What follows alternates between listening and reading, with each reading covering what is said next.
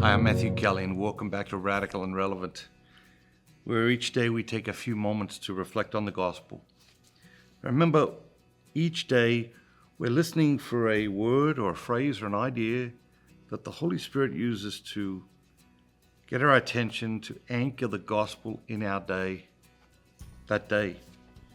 Today's reading is from the Gospel of Luke, chapter 14, verses 1 through 6. One Sabbath, when Jesus went to dine at the house of a ruler who belonged to the Pharisees, they were watching him. And behold, there was a man before him who had dropsy. And Jesus spoke to the Pharisees and lawyers, saying, "Is it lawful to heal on the Sabbath or not?" But they were silent. Then he took him and healed him and let him go. And he said to them, "Which of you, having an ass or an ox that had fallen into a well, would not immediately pull him out on the Sabbath day?" And they could not reply to this. So we're back to the Sabbath. Obviously, it is central to the Jewish faith even to this day.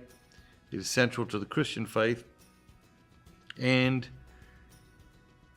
the Jews, they took very seriously what was permitted on the Sabbath and what was offensive to God on the Sabbath. The thing that jumps out at me today is, this is nuts. This is insanity. This is like, it's Sunday, or the Sabbath, Saturday in their case, and you're not meant to work, and you might consider healing work, but how is it possible in any conception of a human worldview that healing somebody who, has a horrific condition on the Sabbath is offensive to God? And you got to then ask the question, what is your image of God? What do you think of God that God would say, that person's in massive pain, but let's leave that until tomorrow? It makes no sense, right? It's clear it makes no sense. And we might say, well, they're going too far. Too far with the rules, too far with rigidity, too far with this. And what strikes me today is that we're going too far in the other direction right now. It's like Sabbath, people do anything and everything. And not the things that God is very clear that he wants us to be doing on the Sabbath. And so, yes, we might look at this and say, insanity. But I think we also need to learn to look at the Sabbath of the world today and say, well, that's also insanity. It might be a different type of insanity, but it's still insanity.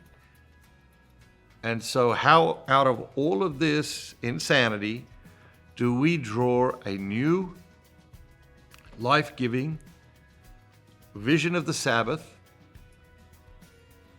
for you, for me, for your family, for my family, for your parish, for my parish? How do we do that?